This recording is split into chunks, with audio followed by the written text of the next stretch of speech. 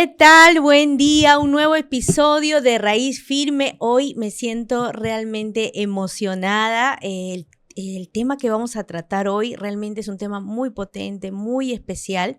Tengo un invitado también que yo admiro, quiero muchísimo en este tiempo que vamos caminando juntos. Quiero presentarles a Gonzalo Segarra Mulanovich. Él es abogado de la Universidad de la Católica. También es coach empresarial de alto liderazgo. Desde el año pasado, yo que estoy perteneciendo a Vistage, tanto él como coach, como todo el grupo, nos han acompañado y yo he recibido de parte de él y de todo el grupo bastante conocimiento, bastante enfoque sobre cómo llevar a Golden a una siguiente etapa que a partir de este 2026 estamos procurando y estamos encaminando ya avanzar. Y hoy día vamos a tratar un tema muy importante que a veces por desconocimiento los empresarios, no tal vez por maldad, sino por desconocimiento caemos, y quién mejor que él, que tiene amplia experiencia sobre el tema, no solamente desde la experiencia, sino desde el ámbito legal. Hoy día vamos a conversar sobre competencia desleal, buenas prácticas dentro de tu empresa, sea que estés dentro de salud o en cualquier rubro de empresas. Estoy segura que los conceptos que vamos a hablar hoy van a aportar mucho para el enfoque y crecimiento de tu emprendimiento o tu empresa. Bienvenido, Gonzalo, muchísimas gracias por estar acá, muchas gracias por aceptar la invitación. Hoy un tema muy potente. Encantado de estar acá, Anabel. Para mí es un honor, un placer conversar contigo de este tema y en realidad de todos los que vayan saliendo. Así que feliz de intercambiar ideas y rebotar opiniones. Siempre, muy, muy especial conversar contigo, Gonzalo. Desde tu experiencia, Gonzalo, ¿cómo definirías en un concepto general, ¿no?, qué es la competencia, una competencia desleal, y por qué es importante que nosotros como empresarios podamos entender este concepto en general? Bueno, tú sabes que yo soy muy interdisciplinario, así que me gustaría enfocarlo otra vez desde dos temas, ¿no? Desde el punto de vista legal, yo cuando hace muchísimos años, parece que fuera otra vida, fui abogado, practicante, digamos, no practicante de que hacía prácticas profesionales, sino que ejercía, digamos, que ejercía el derecho algunos años. Estuve pues especializado en temas de competencia, y específicamente en temas de competencia desleal, e incluso mi ejercicio académico, yo enseñaba unos seminarios que tenían que ver con temas de competencia y dentro de eso de competencia desleal. O sea que tengo esa aproximación, si quieres, más legal. Pero luego después he sido empresario y periodista empresarial, ¿no? Periodista de negocios. Entonces, mi mirada ahí ha sido más práctica, ha sido desde la cancha, desde del día a día y desde el hacer los negocios, ¿no? Y en esa etapa más reciente, ya como chair en Vistage, que como tú bien has dicho, tiene algo, no se limita, pero tiene algo de ser coach y de ser mentor y de ser un poco consultor. Mi aproximación ha sido, si quieres, más desde el pensamiento organizacional, ¿no? Entonces, un poco ahí mezclando, haciendo una especie de sancochado o de popurrí. Que es muy válido, ¿no? En realidad, pues, tomar esa visión tuya a mí me parecía tan interesante porque no va dentro de un marco solamente legal, ¿no?, estricto, sino ya va desde la estrategia también, como empresa, y desde la propia mentalidad del empresario, ¿no? Entonces, juntando esos ámbitos legal, estrategia, también el pensamiento de humanidad y ética, ¿cómo estaría definido en todos esos conceptos una competencia desleal? No me gustaría dar como una definición académica. Lo que te quiero decir es, hay que entender, primero yo trataría de pensar en positivo y pensar en competencia leal, ¿no? ¿Por qué es importante ser competidores leales, ¿no? Okay, vamos por ahí. Y acá comienzo tal vez desde el último enfoque, que es el del pensamiento organizacional, ¿no? Que es entender qué es la economía de mercado. Y la economía de mercado, a diferencia de lo que muchos creen, Y a diferencia de lo que se ha puesto de moda en el mundo por motivos hoy día culturales que tienen que ver con esta polarización, con esta, ¿no? Qué sé yo, este espíritu de los tiempos que es tan confrontacional, nos hace creer que la economía de mercado es puramente competitiva. Pero la economía de mercado, al igual que la democracia, son sistemas que son tanto competitivos como colaborativos. Entonces, el aspecto competitivo exige o demanda de nosotros que tratemos de dar el mejor servicio y en ese sentido, o el mejor producto, y en ese sentido tratemos de ganarle al competidor, ¿no? Pero la parte colaborativa de la economía de mercado exige de nosotros también que hay determinadas condiciones que a mí me gusta, y acá me sale más el abogado, si quieres, me gusta identificarlas mucho con la buena fe. O sea, tenemos que competir, ¿no? Y por tanto tratar de ser mejor que el otro, pero en un marco de buena fe. Incluso en la literatura, en lo que en derecho se llama la doctrina, que es, digamos, el pensamiento, la filosofía, si quieres, ¿no? Los juristas que andan pensando en el derecho más allá, ¿no? En la interpretación de las leyes, etc. Se habla de las buenas costumbres mercantiles, ¿no? Entonces, la competencia leal tiene que ver con esas buenas costumbres mercantiles, con aquellas reglas, a veces implícitas, en virtud de las cuales está bien que tratemos de ganarnos la preferencia de nuestros competidores, pero debemos hacerlos con ciertos límites, ¿no? Esos límites, claro, hay una ley de competencia desleal y dentro de la competencia desleal está también, por ejemplo, la ley de publicidad, ¿no es cierto? Que es una especialización dentro de la competencia desleal. Y esas leyes tienen tipificadas conductas que son consideradas desleales, ¿no? El engaño es una forma de deslealtad, la imitación, digamos, la apropiación de propiedad intelectual, son formas tipificadas. Pero la competencia leal, o visto en negativo, la competencia desleal, va más allá. Va a veces, abarca a veces conductas que no necesariamente están escritas, ¿no? Que son los quiebres de la buena fe. Esos quiebres de la buena fe los podemos analizar desde dos perspectivas, ¿no? Y acá me va a poner un poquito tal vez conceptuoso o académico, ¿no? Una, si quieres, más jurídica, moral, y otra un poquito más económica, ¿no? Desde un punto de vista económico o economicista, lo que se dice es este tipo de conductas que quiebran la buena fe generan más perjuicios al sistema visto en su conjunto que beneficios le generan a quien obtiene beneficios. ¿No? A quien brinda el servicio y a quien consume finalmente también. A quien brinda el servicio, al competidor desleal. O sea, el competidor desleal, siendo desleal, gana algo, pero genera más perjuicio a su competidor y al sistema. Y entonces, desde el punto de vista economicista, se dice, la expulsamos, este tipo de conductos las tipificamos, las expulsamos del ordenamiento, las estigmatizamos, las declaramos como prohibidas, como negativas, porque generan más perjuicio que beneficio. Esa es la mirada economicista.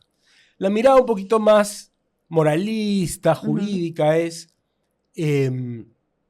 esto quiebra, digamos, esta especie de pegamento social, esta especie de acuerdos implícitos, ¿no? De alguna manera, si te quieres decir un poquito bien profundo, es el contrato social en su manifestación económica, ¿no? El contrato social es la Constitución, es el ordenamiento, etc. Los reglamentos, ¿no? Todo aquello que hace un ordenamiento, una institucionalidad. Esa institucionalidad tiene una manifestación económica. En nuestra Constitución hay la Constitución económica. Si vamos yendo un poquito más allá, tiene también expresión en las leyes. Y como te decía hace un rato, también en lo que se llama la costumbre mercantil, la buena costumbre mercantil, los usos del mercado. Esos usos del mercado para que la economía no sea ruinosa, para que la competencia no sea ruinosa, no sea destructiva, deben respetar ciertos límites. ¿No ¿Cuáles cierto? podrías tú Lo que te declarar, decía, por ejemplo? no engañar, Okay. no imitar, no desprestigiar, no calumniar a los... No apropiarse de información privilegiada. Allá hay un tema que, bueno, como tú ya bien has dicho, o como ya hemos contado los dos, yo ya hace un buen tiempo que no ejerzo como abogado, y en ese tiempo en que yo no he ejercido, hay todo un área en el mundo y en el Perú se ha desarrollado mucho. Cuando yo ejercía no estaba tan desarrollada, pero ahora sí. Ahora sí, ¿no? Que es la protección de datos, sí. por ejemplo, ¿no? Entonces, hoy día hay toda una legislación y una jurisprudencia de protección de datos, que no existía cuando yo ejercía como abogado. ¿Cuándo se vulnera, así en forma práctica, cómo se vulnera esta protección de datos, por ejemplo, entre una empresa y otra? A ver, lo que hay que decir ahí, y hago la salvedad de que yo no soy un especialista en protección de datos, pero sí entiendo un poco, o bastante, digamos, el sustrato al cual se refiere, que es esta lógica de la colaboración dentro de la competencia, ¿no? Y de la buena fe. Lo que hay que decir es que las empresas que tienen acceso a datos personales, como una clínica dental, por ejemplo. Una clínica dental. Nosotros tenemos acceso a datos personales, ¿no? Que incluso los tenemos almacenados en una historia clínica digital que tiene una encriptación. Una historia clínica son datos personales, ¿no? Entonces, eso a ti te genera unas obligaciones legales. Correcto. Que están tipificadas en la ley, que te dice, oye, esto solo lo puedes usar para esto. Exacto. Esto tú no lo puedes explotar sin el permiso de tu paciente. Por eso es que se les pide al paciente permisos explícitos. Exacto. Oye, ¿puedo usar esto para mandarte ofertas? Exacto. Oye, ¿puedo usar esto para ofrecerte este tratamiento que salga? Etcétera, etcétera. Y tiene que haber un consentimiento expreso. Eso es dentro del uso de los datos de la empresa.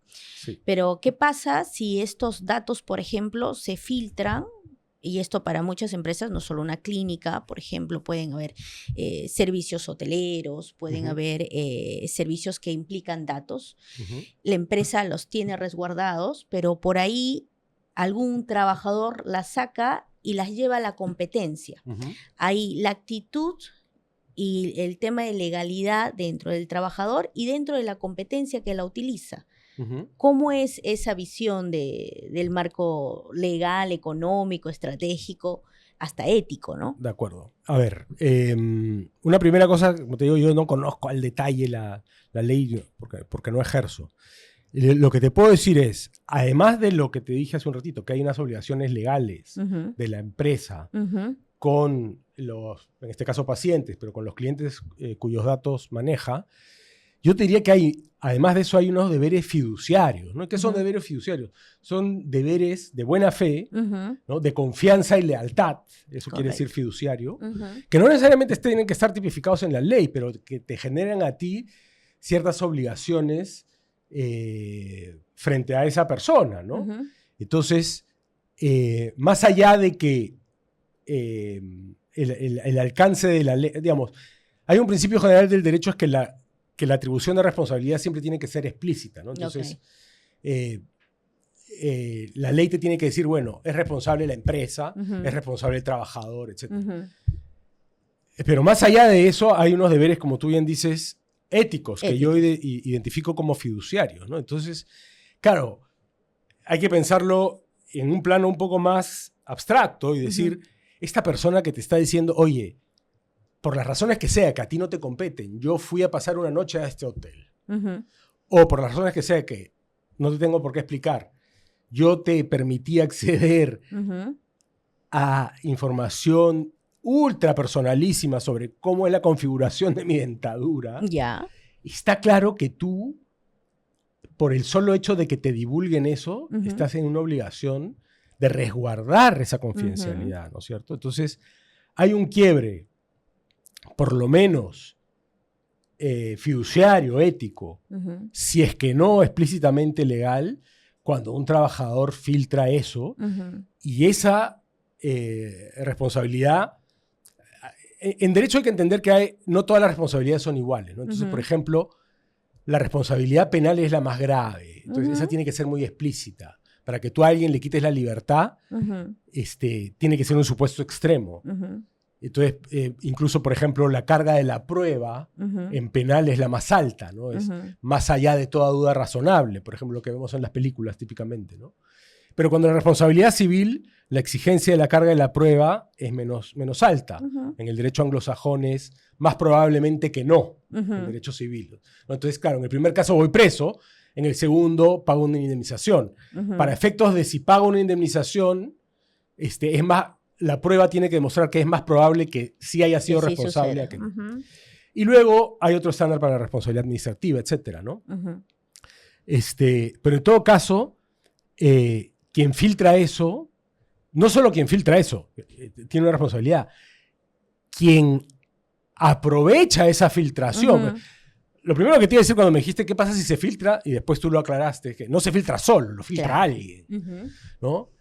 Y lo recibe alguien. Entonces hay una responsabilidad, por lo menos fiduciaria, ética, probablemente administrativa, no creo que penal, en aquel que se beneficia de una filtración, porque si yo recibo una información que por mi industria yo sé que está sujeta a la protección de datos, mal me puedo hacer el ocaso y decir, bueno, yo no sabía. Si yo sé que a mis pacientes tengo que protegerles sus datos, también sé que si alguien me trae información de otros pacientes, esa información está en principio protegida. Claro. Entonces, si yo recibo alegremente esa información, probablemente voy a caer en algún tipo de responsabilidad de protección de datos y seguramente también en una responsabilidad administrativa en términos de competencia desleal, si recibo y exploto esos datos. Claro. Aquí importante delimitar eso, ¿no? Si bien es cierto, legalmente puede incluso haber jurisprudencia de casos sancionados, etcétera, vamos por los límites o lo que desarrollamos acá en este podcast va más por el tema de liderazgo, de ética, ¿no? Y va desde que el desconocimiento, tal vez, de un trabajador, de que ganarse la gracia, mira, yo sé dónde hay esta lista de datos que podemos aprovechar, y está el marco de decisión del empresario de utilizar eso, ¿no? Como una ventaja, por ejemplo. Empezamos por un tema básico de datos, ¿no? Para tal vez llegar a un tema de propiedad intelectual, estrategias, forma de mercado que se puede llevar de un lugar a otro, pero que también hay un límite. ¿Hasta dónde está el límite también, o dónde se cruza el límite de la famosa libre competencia, ¿no? Porque muchas veces, muchos empresarios, yo les he visto justificarse, la intuición, la ética, dice eso está mal, pero a veces se justifican en esto. El mercado es libre, ¿no? El mercado es de libre competencia, ¿no? Pero debe haber un límite sano y claro en el que uno sabe qué cosa es una libre competencia y qué es una sana competencia, ¿verdad? ¿Qué opinas de esta forma de justificar, tal vez bajo ese criterio total, el mercado es libre, cada quien puede tomar sus propias decisiones, ¿no? Yo lo veo de dos formas. Uno, desde lo que tú haces en el mercado, que bien explicabas, el daño que puedes hacer dentro del mercado, que puede terminar incluso perjudicando al consumidor, ¿ya? Pero también desde el daño, y este es el que yo principalmente veo en clínica, desde el daño en la mentalidad de tu equipo de trabajo, del enfoque de tu equipo de trabajo, de la ética que estás sembrando en tu equipo de trabajo. De la antiética. Y de la clase de forma que le estás enseñando a decidir, ¿verdad? O sea, si tú estás haciendo algo que, si bien es cierto, tipificado, hay que tener, pero no vas a ir al lado legal, entiendes y sabes, intuyes que no es correcto y aún así lo estás promoviendo, ¿no? Entonces, a mí el daño principal me parece que es interno. ¿Ya? En Golden hemos tomado decisiones muchas veces, sí, decisiones estratégicas para la empresa, pero también decisiones que cuidan el alma y el enfoque de las personas que están dentro como equipo, ¿no? ¿Tú cómo ves esta parte? Uy, mira, estamos entrando en temas escabrosos, no escabrosos, Nos gusta de ese alta tema. complejidad, quiero decir, ¿no? De altísima complejidad porque, a ver, te diría primero dos premisas. Una, estoy muy de acuerdo con lo que dices, a pesar de que, dos, yo soy muy liberal en general, soy muy creyente en las libertades, ¿no? Y que en efecto cada uno es responsable, etc. No creo que sea contradictoria una cosa con la otra. Es decir, y acá me pongo, si quieres, un poco filosófico, ¿no? Es decir, la libertad existe para que tú puedas escoger el mal, pero la libertad, y esto no solo es filosófico, es hasta teológico, ¿no? Pero la libertad bien entendida es aquella donde, o sea, está para que tú escojas el bien, ¿no? O sea, la libertad no es para que tú escojas el mal. No, para que tengas la opción de escoger entre bien y mal. La libertad Es tiene un que concepto permitir básico. que tú escojas el mal, pero el fin de la libertad, en un sentido teológico, es que tú escojas el bien. Entonces, esto que suena como, no suena tan empresarial y suena como muy elevado, porque es teológico, tiene consecuencias prácticas, ¿no? Tiene consecuencias prácticas concretas, porque, claro, si pudiéramos diseñar el mundo, entonces todo el mundo haría lo que sabríamos que es lo bueno, ¿no es cierto? Pero entonces el sistema de libre competencia hasta cierto punto tiene que prever y tipificar cosas que están claramente mal y que están prohibidas, pero no va a poder nunca. El derecho no puede tipificar todo. Intenta vanamente, ¿no? Y ahí no poner cierto tipo de candados o límites en varias, sí, pero es imposible porque las decisiones, las acciones porque humanas porque el derecho abarca toda la vida y la vida no se puede tipificar. Y entonces, reacciones impredecibles, circunstancias, por ejemplo, de contextos como pandemia, por ejemplo, que tal vez el derecho no previó, pero sobre esas limitaciones legales existe ese punto, ¿no? Bueno, por eso quería volver al concepto de la buena fe. Entonces, ¿por qué te decía que tiene consecuencias concretas toda esta elucubración elaborada? Porque lo que se ha olvidado en el mundo moderno es que la libertad va de la mano o es la contracara de la responsabilidad, ¿no? Entonces, la buena fe tiene que ver con la responsabilidad. Entonces, cuando tú me dices cuál es el límite es la buena fe. ¿Dónde se rompe ese punto de buena fe, ¿no? Y claro, y nuevamente, ni la ley, ni los filósofos, ni los curas se pueden poner de antemano en todos los supuestos, pero sí te pueden dar una fórmula que utiliza el criterio de la buena fe, ¿no es cierto?, para medir. O sea, a ver, y acá voy a tratar de concretar, o sea, a ver, ¿para qué existe un negocio, Golden? Para brindar un servicio, para acercar salud, ¿no? Para, dentro de un concepto general, pero de ahí se disgrega varios objetivos, ¿no? También es como toda empresa. Pero vayamos a lo general. A lo general brindamos salud. Brindamos salud. ¿Por qué? Porque al final tú lo que quieres es mejorarle la vida a una persona. A tus pacientes. Correcto. ¿No? ¿Cómo se la mejoras? A través de darles, proveerles una mejor dentadura, salud dental, etc. Variantes de eso habrá en una clínica psiquiátrica a través de una mejor salud mental, en una clínica estética a través de una mejor salud estética, lo que sea. Si yo soy un buen empresario dental, quiero mejorarle la vida, tengo que querer mejorarle la vida a mi paciente a través de una mejor salud dental. ¿Cómo puedo yo conciliar mejorarle la vida si voy a explotar sus datos personales? Por ejemplo. ¿Te das cuenta? Claro. No resiste un test de buena fe. Yo no puedo decir, Anabel, quiero que tu vida sea mejor y a estar al costado manipulando tus datos personales, viendo qué saco de esto. Claro. Hay una falta de respeto por ti como individuo, ¿no?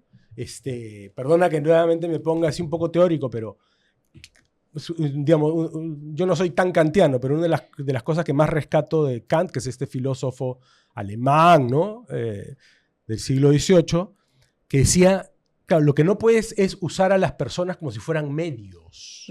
Para alcanzar y un menos objetivo. a tus pacientes. Claro. Entonces tu paciente no puede ser un medio.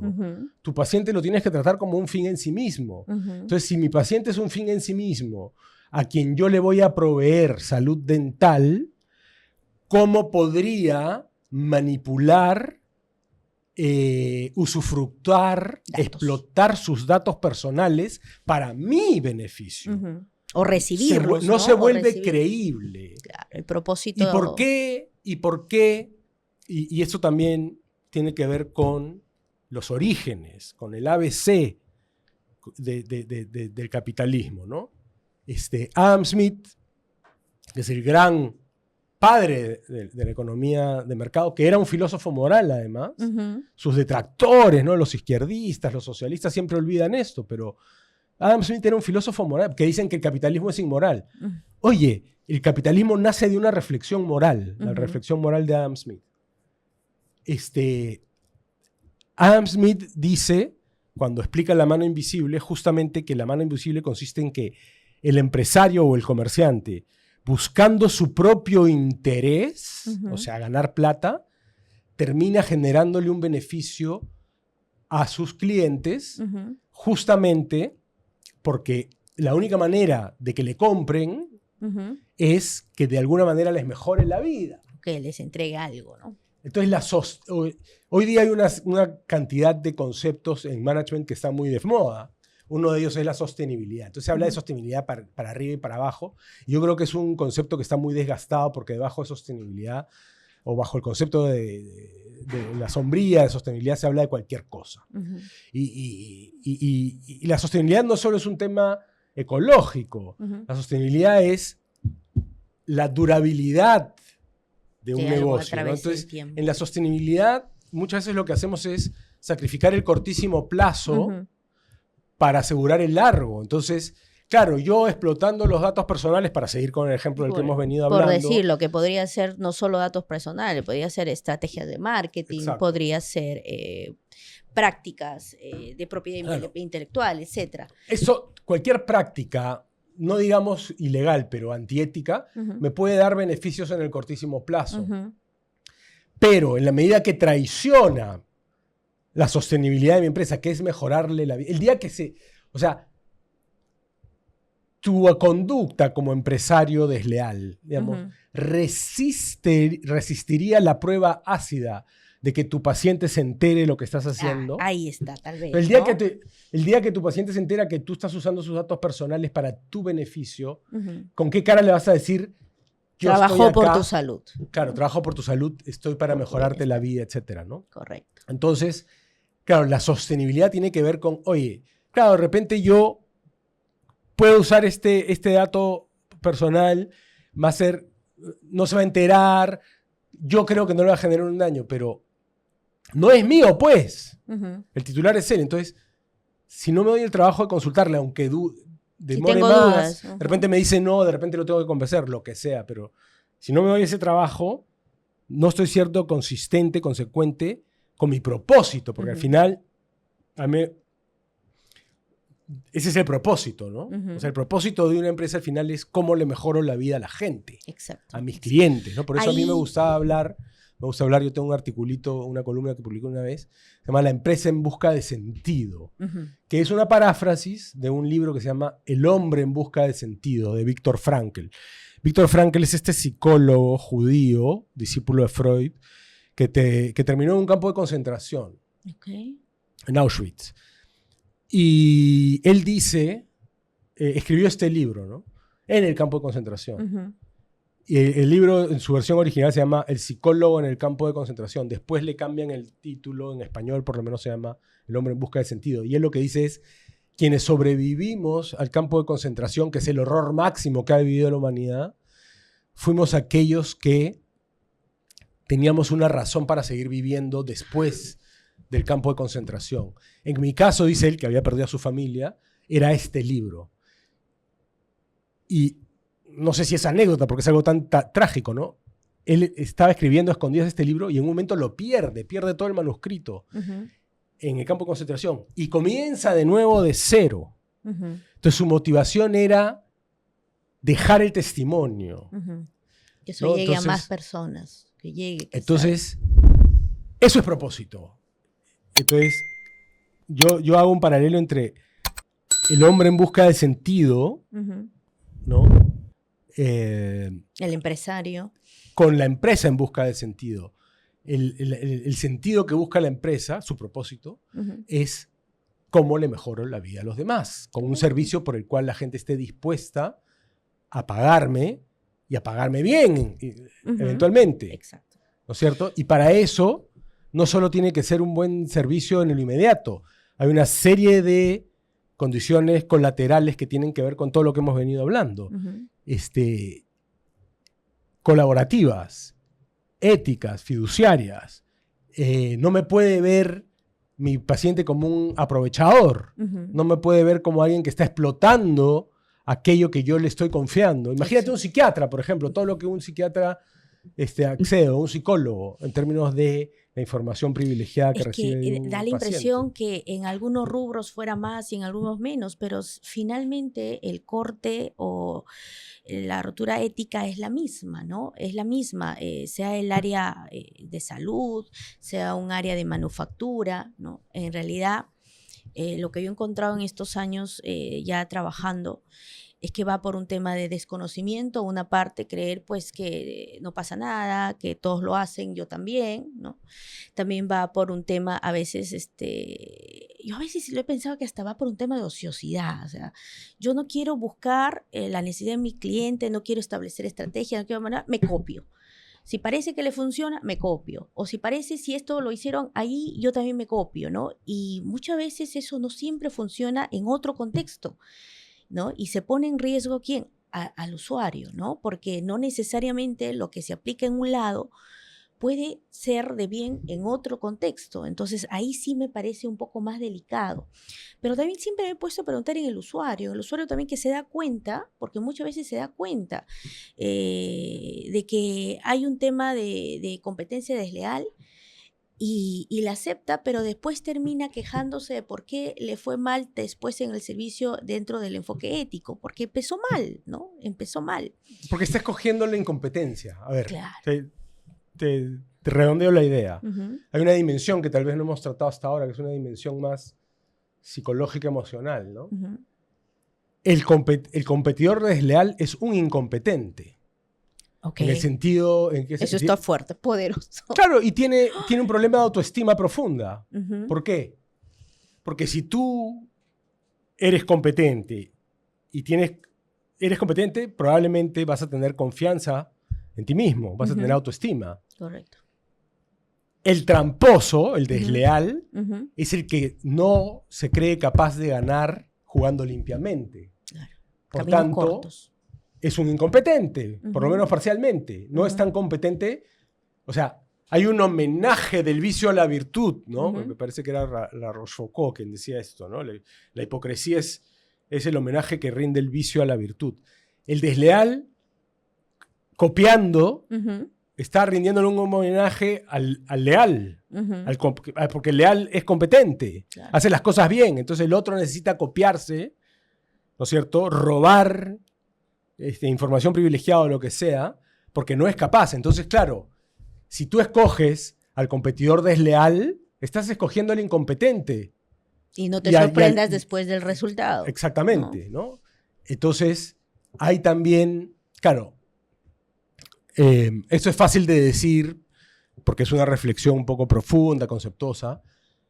También es verdad que en la economía es la ciencia de la escasez, entonces el consumidor tiene recursos limitados.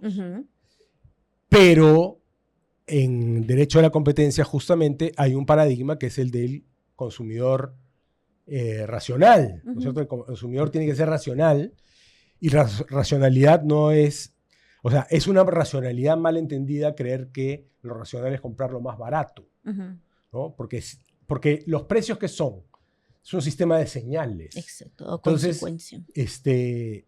Un precio barato te está dando una señal de un servicio probablemente no tan bueno. Claro.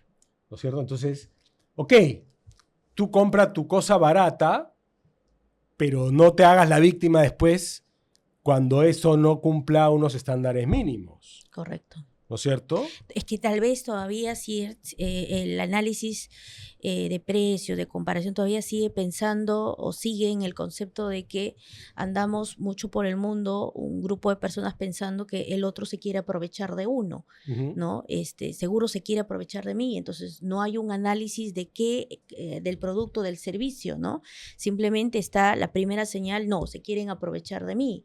Y ahí es donde va el concepto o el concepto que se tiene, la trascendencia de la empresa en los años que no se logra una sostenibilidad año tras año, si es que uno no está encaminado en una buena fe, ¿no? Eso, por ejemplo, ¿no? Yo he escuchado mucho y de mucho... de mucho ánimo, podría decir, ¿no? Porque en general los mercados en todas las áreas, ahora en salud o que es dental, es altamente de mucha competencia, de muchos pares que ofrecen tal vez aparentemente lo mismo.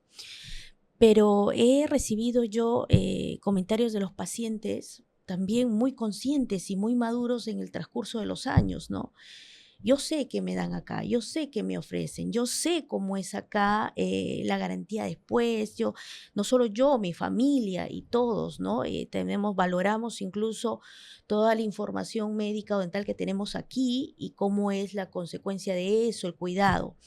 Frente a alguien que dice, no, me han dicho, ¿no? A mí me parece, ¿no? O que del perfil del paciente que hoy hay, que va con sus papelitos, que está bien pedir muchas opiniones, pero va buscando, mira, esto acá ni se revisa y dice, bájamelo, ¿no? Bájamelo. Mira, hay un antiguo dicho que se usa mucho en política, pero que aplica claramente acá, ¿no? Uh-huh. Que es bien simple, que dice, nadie promete más que aquel que no está dispuesto a cumplir. ¿No es cierto? Entonces, claro, yo te puedo ofrecer el oro y el moro por 5 soles. Uh-huh. Si yo soy un adulto responsable, yo paciente, y tengo algo de experiencia en el mundo, sé que el oro no cuesta 5 soles. Claro. Entonces no me puedo hacer el estafado, no me puedo hacer la víctima cuando me dicen te voy a hacer el tratamiento a todo meter, con todas las garantías y todas las maravillas y no sé qué, y cuesta 5 soles. ¿No? Nuevamente, vuelvo al concepto de el consumidor razonable, uh-huh. ¿no? Uh-huh. Que se opone al concepto del consumidor promedio, ¿no? Uh-huh. Que son dos estándares que se utilizan en el derecho de la competencia y que en el Perú la jurisprudencia ha estado esquizofrénicamente cambiando entre uno y otro estándar. Yo claramente soy partidario del consumidor razonable, porque el consumidor razonable te lleva a tratar a la gente como adultos responsables. También, claro. ¿No? Y no claro. como... el promedio es pues una cosa aritmética y es proteger eventualmente la negligencia, ¿no? Ahora, otro concepto que se me viene a la cabeza a raíz de lo que tú dices es un concepto también complejo, que es la importancia no solo de la buena fe, sino de la confianza interpersonal, ¿no? Entonces tú decías hace un rato, claro, la gente cree que se quieren aprovechar. Uh-huh. Entonces, claro, vuelvo a esta idea de la competencia leal, el libre mercado, el capitalismo, es un sistema colaborativo que requiere que haya cierto grado mínimo de confianza interpersonal. Claro. Y no solo confianza en la ley, que ya es decir bastante que en el Perú las leyes no se cumplen bien. Que es donde nos ha entrado a que todo el mundo nos quiere engañar y no hay a quién acudir porque la ley supuestamente acá en Perú no se aplica, ¿no? Y ese concepto tal vez andamos como que a la defensiva, ¿no? Decimos, no. Pero la confianza interpersonal va más allá de la ley, tiene que ver con las instituciones informales en el sentido de no necesariamente formalizadas, tipificadas. Quiero decir, las costumbres. Deberíamos tener no solo confianza en la ley, sino en las costumbres mercantiles, uh-huh. ¿no?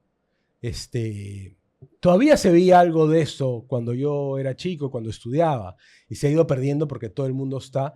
Y eso ya no es un problema del Perú, es un problema del mundo. Uh-huh.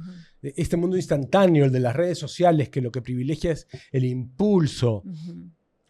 la rapidez, la instantaneidad, Ujú. donde no hay sosiego, donde no hay reflexión, donde no Ujú. hay Análisis, construcción ¿no? de lo Para tomar decisiones, sostenible, ¿no? De frente. ¿no? Entonces todo es la oferta, aprieta el botón y llévate, no sé Impulso. qué. Entonces, yo fui toda mi vida optimista hasta hace unos pocos años. Porque, Ya. y no puedo dejar de relacionarlo con toda esta guerra cultural, ¿no? El domingo hemos tenido los Bad Bunny y qué sé yo, Ya. que se ha vuelto más allá del espectáculo Ujú. musical, es una guerra cultural, y entonces hoy día todo el mundo tiene que tomar partido y que de repente tiene un contenido político altísimo, que si estás a favor o en contra de los inmigrantes, es una locura, ¿no? No soy muy optimista porque creo que el mundo está, eso que tú llamabas, todo el mundo desconfía porque siente que se van a aprovechar, eso se llama mentalidad de suma cero, ¿no? Ujú. Creer que para ganar yo necesito quitarte algo. Claro. Y desgraciadamente el mundo del impulso está volviendo a poner nuestros cerebros en la mentalidad de suma cero, cuando la mentalidad del capitalismo, la mentalidad de la democracia, la mentalidad de los sistemas colaborativos es la mentalidad de la suma positiva, Ujú. que es aquella donde hay ganar-ganar, Ambos. donde tú y yo hacemos un trato y tú sales mejor y yo salgo mejor de lo que Estamos estábamos. contentos. Es la dimensión de la buena fe y la dimensión colaborativa. Ujú. El capitalismo, la economía de mercado, bien entendida, es eso. Ujú. Pero desgraciadamente, eso ha durado 250 años ¡Ah! y está dejando, y si no hacemos algo y no retomamos Vamos a entrar en una la psicosis colaboración, así, ¿no? De suma cero por todo lado. volvemos al mundo de la suma cero y lo que va a hacer es que nos vamos a terminar destruyendo. Y esto no lo digo en broma. Ujú. O sea, hoy día son gestitos, que Bad Bunny, que las patanadas, que el tweet, que no sé qué. Ujú, ujú. Pero se está haciendo con una corriente bien fuerte. Las últimas campañas publicitarias, por ejemplo, ya son muy confrontacionales, ¿no? Entran en un tema de burla, ¿no? Entre uno y otro. ¿Y quién se burla más? Supuestamente sin que te puedan denunciar. Digo, pero esta no es la finalidad. La finalidad, por último, del marketing es ofrecer tus servicios de una manera que te entiendan, que sepan quién eres, ¿no? Y no, y cuando hay esta rivalidad a mí me preocupa, ¿no? Esta empresa está mirando a su competencia o está mirando a su cliente. Porque uno crece sosteniblemente cuando uno mira las necesidades del cliente, ¿no? Y no lo que hace la competencia. Muchas veces al equipo, a mí dentro del equipo de marketing, y no solo de marketing, porque nosotros en Golden tenemos un concepto que marketing lo hacemos todos, no solo un área. Entonces muchas veces ese equipo se ha visto un poco movido diciendo, mira, están haciendo esto, y ahí es ya el liderazgo de encaminar la visión y el pensamiento a que nosotros estamos aquí para mirar las necesidades de nuestro cliente, de nuestro paciente. Buscar, porque hoy en día incluso es más difícil encontrar eso, ¿no? Hoy en día un paciente, por ejemplo, va, algo no le gustó, y en vez de tal vez incluso conversar, esto no me ha gustado, no, sale y va y confronta una crítica, una reseña, Te dijo y nunca te se dijo un sabe qué último pasó. concepto, una última reflexión, que es esta idea, Simon Sinek, que es un autor que yo sigo mucho, ¿no? De los juegos infinitos, ¿no? Uh-huh. Entonces, los juegos infinitos son unos juegos dinámicos. O sea, es lo que dices, la competencia empresarial es un juego infinito. No es como el monopolio que comienza y termina cuando alguien se hace con todo. Ya. Los juegos infinitos es como funciona la empresa, que es a veces vas ganando, después Uh-huh. ya no vas ganando. Uh-huh. Y las reglas de juego van cambiando todo el tiempo porque la tecnología cambia, etc. Entonces, claro, lo que tú describes es un poco esta idea que fíjate que aplica tanto a la empresa como a la convivencia social y política. La vida misma. Destruir al oponente. Uh-huh. Eso es un juego finito. Eso es mentalidad de suma cero. Uh-huh. Versus un juego infinito que es, oye, vamos a estar midiéndonos y a veces tú ganarás y a veces yo ganaré y trataré de ganarte esta partida, pero no necesito destruir. Correcto. Uh-huh. Entonces hay que volver a los ese juegos enfoque infinitos y hay que volver a la mentalidad de suma positiva. con eso, mi querida Anabel, Muchísimas cerraría gracias, esta Gonzalo. conversación. Definitivamente muchas gracias. Ha habido partes muy, muy potentes que nos encaminan, no solamente como personas que formamos una empresa, como líderes, y como seres humanos, ¿no? Y como usuarios, ¿no? A la hora que elegimos también, seamos muy responsables, como decías, muy racionales a la hora que también elegimos y responsables de lo que hemos elegido, ¿no? Porque este tema de queja después viene de una consecuencia de lo que uno elige. Y esforcemos también en el día a día por tomar decisiones éticas que inspiren a otras personas, a nuestro equipo, a otras empresas, a que sigamos elevando el nivel, por ejemplo, de servicios que ofrecemos. Entonces, nos quedamos con varios conceptos claros aquí. Definitivamente es un tema que desarrolla mucho en diferentes aspectos. Muchísimas gracias, Gonzalo. Estoy Encantado, seguro gracias a que ti. vamos a tener comentarios muy interesantes que vamos a ir contestando, pero muchas gracias también porque como empresario, como colega, sé que muchas de estos conceptos te han podido también alinear y también te han retado a un tema de innovación, que es también lo que sustenta una competencia sana. Muchas gracias por seguirnos. Este es Raíz Firme, conecta, ten un propósito, que es lo que nos hace crecer y sostener el éxito cada día. Gracias por estar aquí.